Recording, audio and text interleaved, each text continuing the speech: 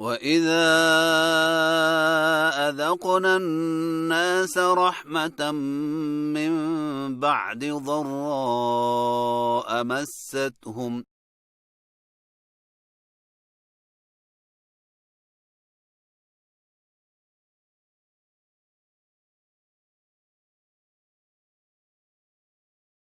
إِذَا لَهُم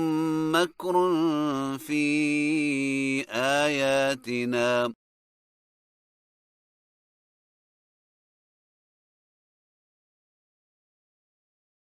قُلِ اللَّهُ أَسْرَعُ مَكْرًا إِنَّ رُسُلَنَا يَكْتُبُونَ مَا تَمْكُرُونَ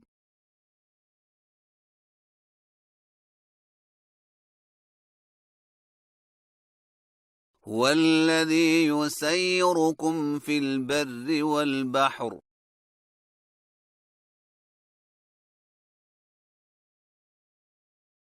حَتَّى إِذَا كُنتُمْ فِي الْفُلْكِ وَجَرَيْنَ بِهِم بِرِيحٍ طَيِّبَةٍ وَفَرِحُوا بِهَا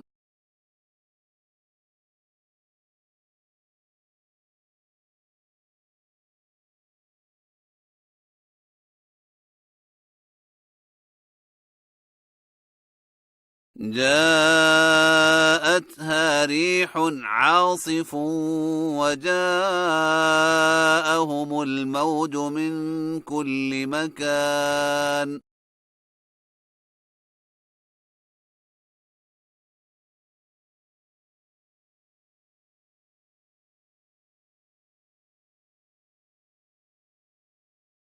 وظنوا أنهم أحيط بهم دعوا الله مخلصين له الدين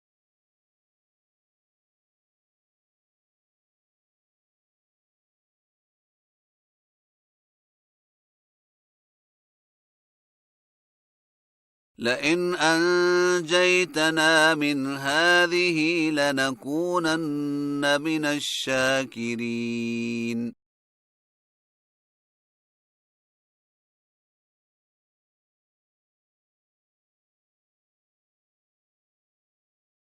فلما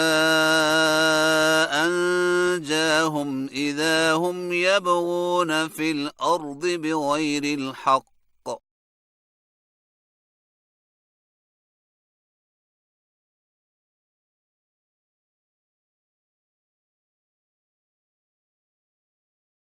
يا أيها الناس إنما بغيكم على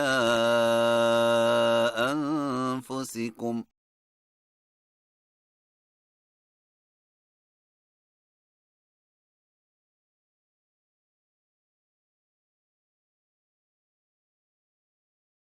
متاع الحياة الدنيا ثم إلينا مرجعكم فننبئكم بما كنتم تعملون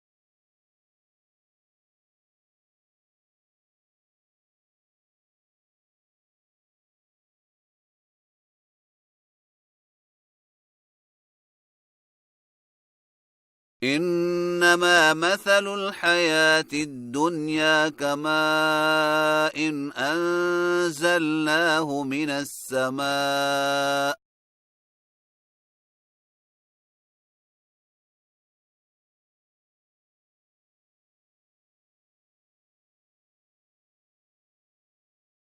فاختلط به نبات الأرض مما يأكل الناس والأنعام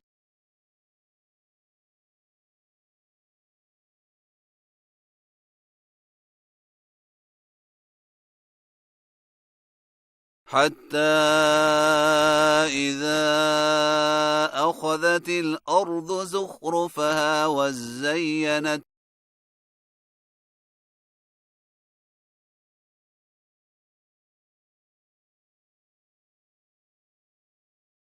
وظن أهلها أنهم قادرون عليها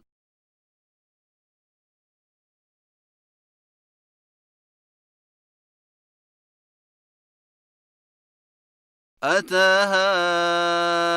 أمرنا ليلا أو نهارا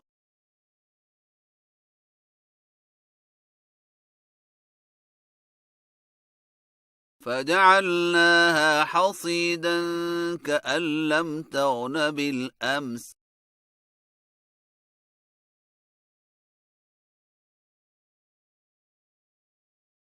كذلك نفصل الآيات لقوم يتفكرون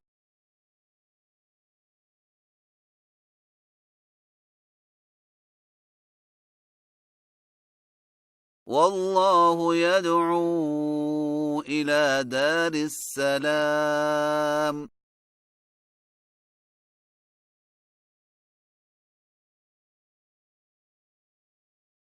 ويهدي من يشاء إلى صراط مستقيم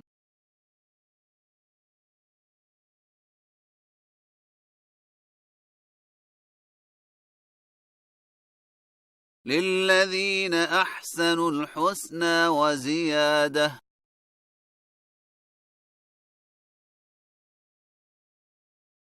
ولا يرهق وجوههم قتر ولا ذلة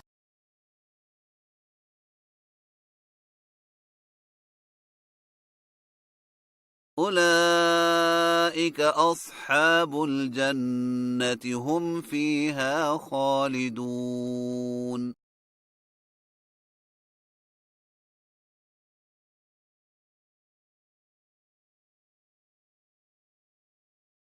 والذين كسبوا السيئات جزاء سيئة بمثلها وترهقهم ذلة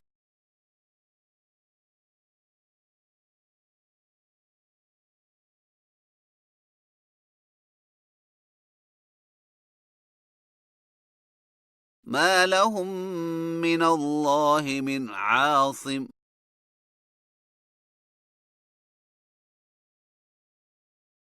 كأنما أغشيت وجوههم قطعا من الليل مظلما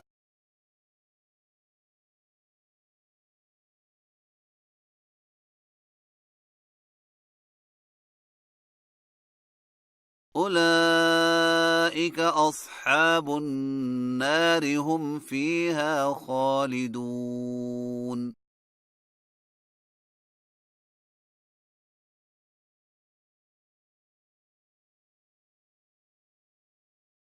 ويوم نحشرهم جميعا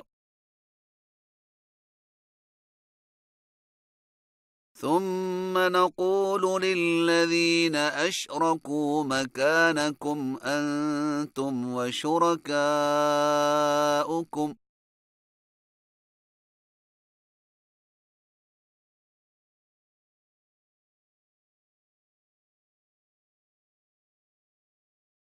فزيلنا بينهم وقال شركاؤهم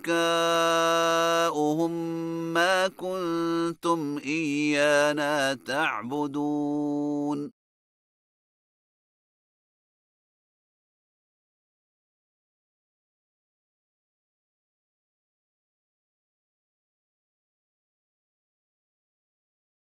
فكفى بالله شهيدا بيننا وبينكم إن كنا عن عبادتكم لغافلين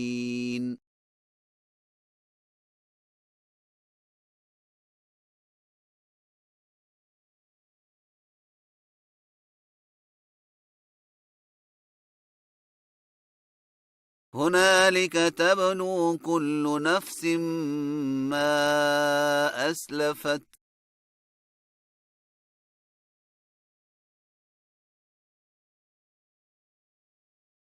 وردوا إلى الله مولاهم الحق